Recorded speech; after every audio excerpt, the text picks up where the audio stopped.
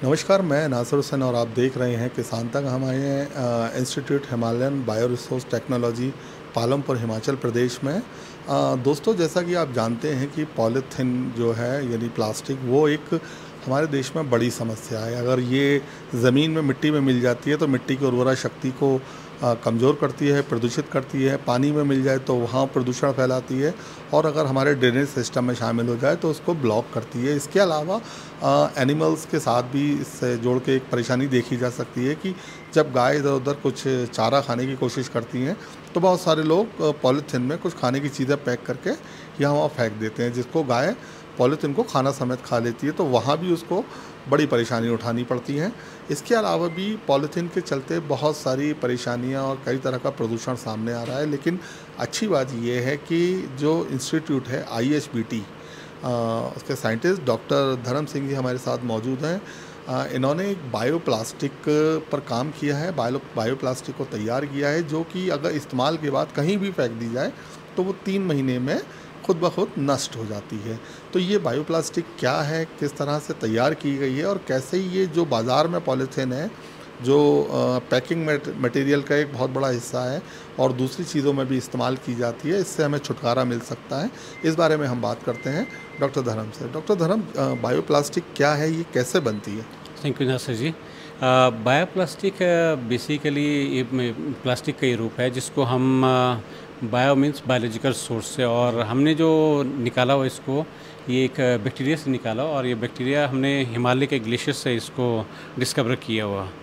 तो जैसे कि आप जानते हैं कि इंडिया नहीं, पूरे विश्व में जो है पर डे जो प्लास्टिक का प्रोडक्शन है वो बहुत ज़्यादा है। अगर इंडिया की बात करें तो तकरीबन 26,000 टन जो है पर डे प्लास्टिक प्रोड्यूस होता है, और इसमें भी पर डे। तो इसमें भी जो है 40% आपका जो है वो इसी तरह से पड़ा रहता है, बाकी तो रिसाइकल हो जाता है, और 40% इस तरह से पड़ता है। तो ये जो प्लास्टिक हम इन्वायरमेंट में फेंक देते हैं, ये जाके नदी नालों और दूसरे सिस्टम से फिर हमारे ओशन सिस्टम में पहुंच जाता है, और ओशन सिस्टम से फिर हमारे थ्रू जो सी आपका लाइफ फॉर्म है उनके थ्रू अगेंस्ट एनिमल ह्यूमंस में आ जाता है। तो इसके कंजम्पशन करने से बहुत सारी बीमारियां और इन्वायरमेंटल पोल्यूशन, जैसे आप सभी जानते हैं कि ये विदित है। तो इस तरह की जो प्रॉब्लम्स को हमने देखते हुए जो है हमने कई साल पहले शुरू किया था। तो हमने हिमालय के बैक्टीरिया से स्पेशली खोज की थी, क्योंकि वहाँ पे बहुत स्ट्रेस कंडीशन होती है, और बैक्टीरिया की ये प्रॉपर्टी होती है कि स्ट्रेस कंडीशंस में ये जो भी कार्बन सोर्स प्रोवाइड करते हैं उसको वो PHA बेस में, तो PHA बेस से उसी तरह के पॉलीमर्स है जैसे प्लास्टिक के होते हैं जी। सिर्फ ये इस डिफरेंस ये है कि अगर आप इसको इन्वायरमेंट में थ्रो कर दें तो बैक्टीरिया में ये प्रॉपर्टी होती है कि खुद उसको डिग्रेड कर देता है। तो उस तरह की जो प्रॉब्लम्स हमारे प्लास्टिक बेस से, जिसमें 1000 ईयर से ज़्यादा डिग्रेड होने में लगता है, इस तरह की प्रॉब्लम्स इसमें नहीं आती है। तो हमारे लिए एक बहुत ही अच्छा एक ग्रीन अल्टरनेटिव है जिसको हम जो है प्लास्टिक को रिप्लेस कर सकते हैं। स्पेशली जो पैकेजिंग इंडस्ट्री है वो एक आज की डेट में बहुत सारा मेजर जो है कंसर्न है, क्योंकि हर चीज़ जो है पैकेज फूड में आती है। तो अगर उसको हम रिप्लेस कर सकें तो that will be very great actually boon to the society. और ये आप देखें तो हमने बैक्टीरिया से पूरा सारी चीज़ें ऑप्टिमाइज वो सब करने के बाद जो है जब हम इसको प्रोड्यूस करते हैं और कार्बन सोर्स, तो फाइनली जो है हमारे पास इस तरह से PHA के ग्रैन्यूल्स आते हैं, और इसको फिर फाइनली अगर अभी तो स्मॉल स्केल पे है, जैसे अगर आप देखें तो डिफरेंट टाइप की शीट्स में जो है इसको आराम से कन्वर्ट कर सकते हैं। तो अभी हमारे ग्रुप और वर्ल्ड में और बहुत सारे ग्रुप्स जो है इसके ऊपर स्टडी कर रहे हैं, जैसे इसकी कॉस्ट को हम कैसे रिड्यूस किया जाए, और जो बैक्टीरिया की प्रोडक्शन जो है इसको कितना टाइम हम इन्हेंस करें ताकि इसकी फाइनल जो कॉस्ट को रिड्यूस किया, क्योंकि जितना बैक्टीरिया ग्रो करेगा उतना ही ज़्यादा जो है इसका प्रोडक्शन होगा। अभी अमूमन जैसे जो पूरे वर्ल्ड ओवर में है जो एफिशिएंट बैक्टीरिया है वो 60 से लेकर 80% तक जो आप कार्बन सोर्सेज को फीड करेंगे, जो खाने को देंगे, उसको बायोप्लास्टिक में PHB में कन्वर्ट करते हैं। तो हमारे पास भी एक नोवल बैक्टीरिया है जिसको जो बहुत ही अच्छा एफिशिएंट है, तो ये काफ़ी एफिशिएंसी के साथ इसमें PHB को ये कन्वर्ट कर देता है। तो we are working at different aspect की उसको हम कैसे कॉस्ट को रिड्यूस करें so that it is compatible to the market, और जो प्लास्टिक बेस्ड जो प्रोडक्शन है उसके एटलीस्ट नियर बाय आ जाए।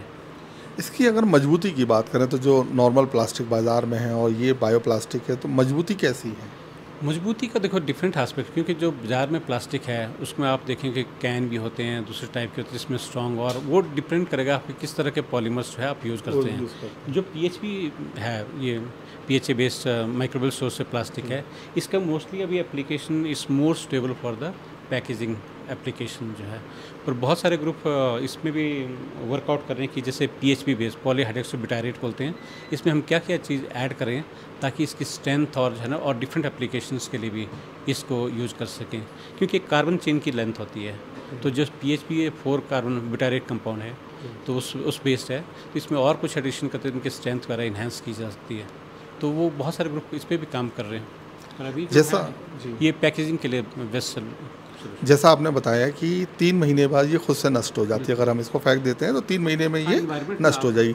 अगर इन केस इस 3 महीने के बीच में अगर इसमें कुछ खाना भरा हुआ या लिपटा हुआ कुछ भी अगर गाय या कोई दूसरा पशु इसको खा लेता है, तो क्या ये उस पॉलीथीन की तरह नुकसान करेगा? नहीं, इसका कोई नुकसान नहीं है उस तरह का, जो है ना, उस तरह कोई नुकसान नहीं है। अगर खा भी ले तो नुकसान नहीं? कोई नुकसान नहीं है उस तरह का, क्योंकि ये आराम से ये गल जाएगा इस तरह से, जो है ना, उस तरह का, क्योंकि प्लास्टिक तो बहुत हार्ड होता है जी। ये कहीं पे भी आपके आँत में स्टिक हो जाएगा उस तरह से, जो है।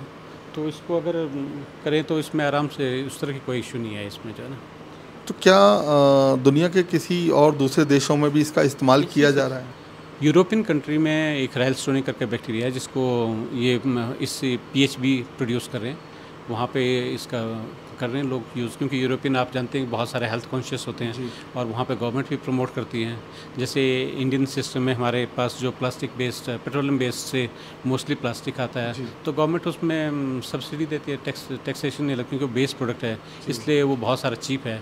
तो अभी इसकी जो कॉस्ट है, अगर गवर्नमेंट भी उस तरह से कुछ इम्प्लीमेंटेशन करे और स्कीम, तो इसको बढ़ावा दे तो ज़्यादा अच्छा होगा वो। तो कब तक उम्मीद कर सकते हैं कि ये बाज़ार में इस्तेमाल के लिए आ जाएगी?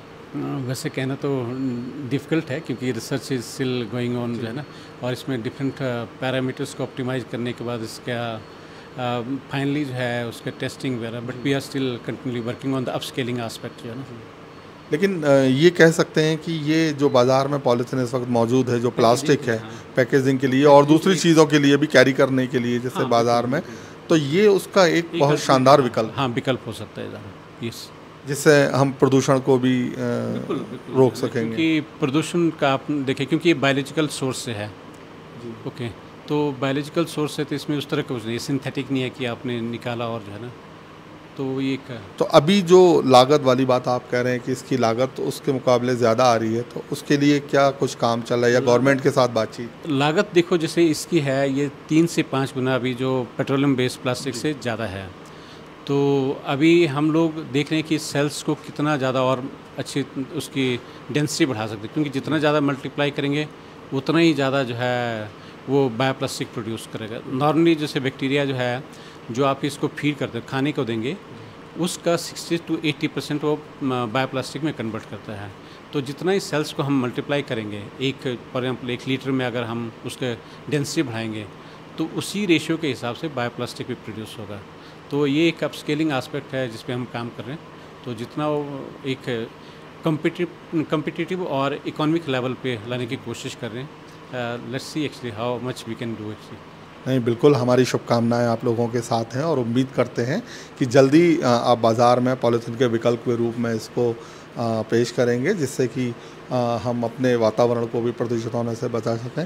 तो दर्शकों, ये एक बहुत बड़ी खुशखबरी है जो IHBT जिस बायो प्लास्टिक पर काम कर रहा है, अगर जल्द से जल्द उम्मीद करते हैं जल्द से जल्द ये मार्केट में आ जाएगी और हमें उस प्लास्टिक से छुटकारा मिल जाएगा जो कभी नष्ट ही नहीं होती। अगर पानी में जाए तो वहाँ प्रदूषण फैलाती है, मिट्टी में मिले तो मिट्टी को ख़राब कर देती है, और गाय के साथ तो आपने देखा ही है कि किस तरह से ये हार्मफुल है। हम उम्मीद करते हैं कि IHBT ये बायो प्लास्टिक का तोहफ़ा जल्दी देशवासियों को देगा। तो इसी तरह की और वीडियो देखने के लिए आप हमारे साथ बने रहें किसान तक पर।